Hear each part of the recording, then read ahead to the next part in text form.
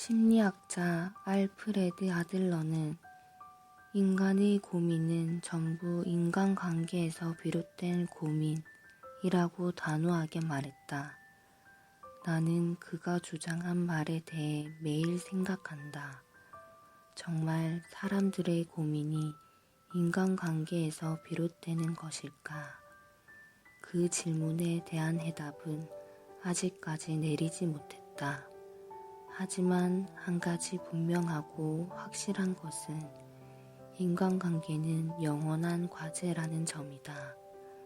자신이 산에 들어가서 사회와 단절하고 수련이라도 하지 않는 이상 인간관계에서 비롯되는 감정 소모는 누구도 피할 수 없다. 그렇다고 피할 수 없는 어려움을 즐기라고 말하지 않겠다. 단지 내가 바라본 인간관계는 무엇이며 이를 어떻게 바라보고 행동하는 것이 좋을지 조언하는 것뿐이다. 나는 평소에 다른 사람의 다름을 인정하고 가까이 지내면서도 적절한 거리를 둔다. 지나치게 가까우면 기대를 하게 되고 실망감 또한 커지기 때문이다. 이해와 존중, 이 첫걸음을 떼지 못한다면 인간관계는 몹시 피곤해진다. 유대교 교리 중에 우리 삶에 적용되는 명언이 있다. 10명의 사람이 있다면 그중 한 사람은 반드시 당신을 비판한다. 당신을 싫어하고 당신 역시 그를 좋아하지 않는다. 그리고 그 10명 중 2사람은 당신과 서로가 모든 것을 받아주는 더 없는 벗이 된다. 남은 7명은 이도 저도 아닌 사람들이다. 이는 반대로 생각해보면 당신도 싫어하는 사람이나 상처를 준 사람이 있을 수 있다는 것, 또 누군가에게 이도 저도 아닌 사람일지도 모른다는 것이다. 여기서 우리가 알아야 할 가장 중요한 사실은 아주 간단하다. 한 사람이라도 집중할 수 있는 대상이 있으면 그 사람에게 마음을 주면 된다는 것. 우리는 다양한 사람과 어울리면서 모두로부터 잘 지내고 싶어 한다. 하지만 현실은 모두를 일일이 챙길 수 없고 사랑하기도 어렵기에 모두하고 잘 지낼 수는 없다는 것이다. 모두를 사랑할 수 없듯 모두로부터 사랑받을 수 없다. 라는 말은 관계의 환상을 품은 사람들한테는 참 불편한 진실일 것이다. 연인 관계를 떠나서 누구에게나 각자 원하는 인간적인 이상형이 있다. 때문에 내가 원하는 사람과 그렇지 않은 사람으로 인간관계를 분류하곤 한다. 자신의 주변에 좋은 사람이 많아야 행복할 것만 같다는 이유로 말이다. 하지만 그건 위험한 생각이다. 기대감이 클수록 실망도 크기 때문인데 그들이 내가 생각하는 대로 완벽할 수 없을 뿐더러 당신 또한 그들이 원하는 모습처럼 완벽해질 수 없다. 쉽게 말해 내가 가진 약점을 타인이 3분의 1만 가지고 있을 수 있고 모두 가지고 있을 수 있다. 더 중요한 사실은 당신도 모르는 어떤 부분을 누군가는 이를 갈면서 부러워하고 있다는 것이다. 고로 당신은 완벽한 사람이 될 필요가 없고 완벽한 사람을 찾을 필요도 없다.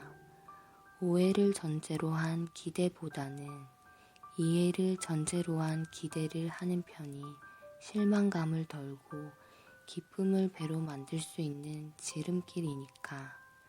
내가 아는 사람이 예상치 못한 모습을 보인다면 이런 모습도 있구나 하면서 생각하는 편이 괜한 오해도 하지 않고 정신 건강에 도움이 될 것이다. 연인 간의 잦은 다툼을 피할 수 없는 이유는 그만큼 몸과 마음을 가까이 두려고 하니 사소한 생각부터 충돌을 피할 수 없어서다. 또 정말 친한 친구라도 한순간에 돌아설 수 있다. 화해를 통해 관계를 되돌려 놓을 수 있지만 잘못하면 영영 돌이킬 수 없는 사이가 될 수 있다. 슬프지만 그것이 인간관계의 현실이다. 가족은 내가 선택할 수 없다. 그렇기 때문에 함부로 끊을 수 없다. 가족이라는 관계는 특히 갈등이 끊이질 않는다. 때문에 가까이 할 수 없으면 잠시 멀어지는 것도 방법이다. 따로 독립해서 지내는 것이 가장 좋지만 현실적으로 그게 어렵다면 자는 시간 외에는 밖에서 지내는 것도 하나의 방법이다. 최대한 마주치지 않는 방법이다. 그렇다고 가족을 마냥 피할 수 없으니 피하는 시간에는 당신의 그릇을 넓히는데 집중했으면 좋겠다. 당신이 그들을 품을 수 있을 만큼 마음의 여유와 경제적인 여유를 갖추는 시간을 자신에게 투자해야 한다는 말이다. 예전에 인스타그램에 가족에 관한 글을 올렸었는데 지인이 내게 댓글로 가족 관계에 대해 일러준 내용이 생각나서 공유해 본다. 사람이라는 존재 자체에 안타까운 것이 있다면 가까우면 가까울수록 상처를 주고받는다는 거예요. 사이가 무척이나 가까울수록 상처를 주기 쉽고 받기 쉽네요. 연인이나 친구의 거리와는 비교도 안 되게 가까워서 서로 배려하고 고치기도 힘들어요. 사랑하는 만큼 믿고 미운 만큼 사랑하는 관계입니다. 모르아는 가정은 누구나 있는 그대로의 자신을 표시할 수 있는 유일한 장소이다 라고 말했다. 정말 나의 있는 모습 그대로 보여주고 서로 진정으로 이해하고 존중받을 수 있는 관계가 되었으면 하는 바람이다. 저마다 처한 가정 환경이 다르기 때문에 어떤 방법이 옳다고 단정지어 말할 수 없다. 함께 상담을 받아보고 이 방법도 힘들다면 잠시 거리를 두는 게 최선이다. 인간관계에서 상처받지 않으려면 적당한 거리를 두면 된다. 똑똑한 사람이나 책에서는 그렇게 말하지만 그렇게 내 마음대로 될 수 있다면 말을 안 한다.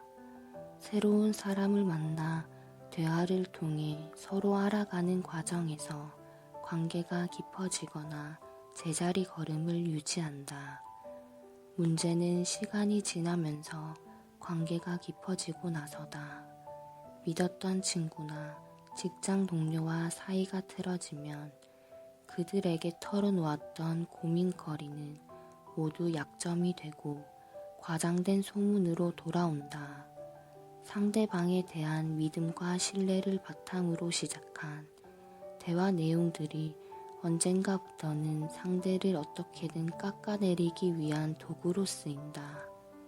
힘든 짐을 풀어놓으니 돌덩어리가 되어서 내게 돌아오는 만큼이나 초라한 일은 없다. 내 약점을 알아도 그것을 존중해주는 친구가 한 명이라도 있다면 그것은 더할 나위 없이 좋은 일이다. 다만 새로운 친분을 맺을 때 나를 어디까지 드러낼 것인가를 고민한 뒤에 조심스레 대화를 해야 하는 우리 현실이 안타까울 뿐이다. 나는 쌓였던 과거를 아예 자서전으로 써놓았다. 드러내니 속 시원하지만 그럼에도 이야기 못하는 것들이 많다. 나도 아직은 준비가 안 됐으니 나도 무리해서 이야기할 생각은 없다. 대화를 하면서 상대의 깊은 속을 알게 되면 아, 이 사람 참 진국이다 생각이 들 때가 있을 것이다. 나 같은 경우 자주는 아니지만 규칙적으로 독서, 글쓰기 모임에 참석하면서 생각을 들려주기도 하면서 듣기도 한다. 딱히 어떤 목적을 위해 친해지는 경우는 없었고, 아 하고 던져도 이야기가 잘 통하는 사람과는 대부분 금방 친해진 것으로 기억한다. 특히 다수의 인원이 참석하는 모임에서 밝히는 내 생각과 단둘이서 늦은 저녁이나 새벽에 나누는 이야기는 공감뿐만 아니라 마치 책 속에 따로 숨겨진 페이지를 읽는 듯한 느낌이 든다. 새삼스럽지만 평생 친구란 굳이 10대 시절, 중고등학생 때 생기는 것이 아님을 느낄 때가 있다. 그런데 살다 보면 인간관계에서 이렇게 동화 속의 해피엔딩처럼 잘 풀리는 일이 많지만은 않다. 특히 이렇게 본인 혹은 상대의 깊은 속을 알기 전에 어떤 선입견이나 소문이 생기면 그것으로 인해 다가오기 힘들거나 다가가기 어려워진다. 오해를 기반으로 하는 대화는 쉽게 풀리지 않기 때문에 나에 대한 편견을 가지고 험담하는 사람을 굳이 애써 붙잡지는 않는다. 하지만 오해를 풀 수 있는 가능성을 얘기하기도 전에 낮출 필요는 없다. 나에 대한 이미지 관리는 다수에게 정확한 견해를 밝히는 것과 소수에게 내 진심을 전달하는 일이 아닐지 생각해 본다. 편견이라는 벽만 넘으면 진짜 친구가 될 수 있지 않을까. 범죄 심리학에서는 피해자를 세뇌시킬 때 상대방에게 자기 반성을 하게 만든다고 한다. 나 때문에 잘못됐고 이건 모두 내 책임이야 라는 식으로 상대방을 설득시킨다. 이 이론의 사실 여부를 떠나서 우리도 알게 모르게 인간관계에서 불리한 입장 혹은 보다 을의 입장에 해당하는 사람은 본인에게 책임이 있다는 생각을 깔고 시작한다. 즉, 상대방에게도 분명히 책임이 있음에도 불구하고 대부분의 잘못이 자신에게 있다고 인지한다. 여기서 아이러니한 것은 관계라는 것에서보다 갑의 입장에 가까운 사람은 상대방의 그런 태도를 바로 잡으려고 하지 않고 이용하는 데 있다. 만일 그 사람과의 관계가 이런 상황으로 흘러간다면 상대에게 자비를 바라서는 안 된다. 당신이 굽히고 참을수록 그런 당신의 모습에 자신감을 얻고 계속 바꾸기 어려운 성향이나 자신이 보기에 단점이라 느낄 수 있는 부분을 고치라고 요구할 것이다. 또 상대를 생각해서 조언하려는 의도는 좋으나 그것보다는 상대의 언행을 통해 내가 어느 부분이 불편했는지 설명하는 것이 설득하기도 수월할 것이다.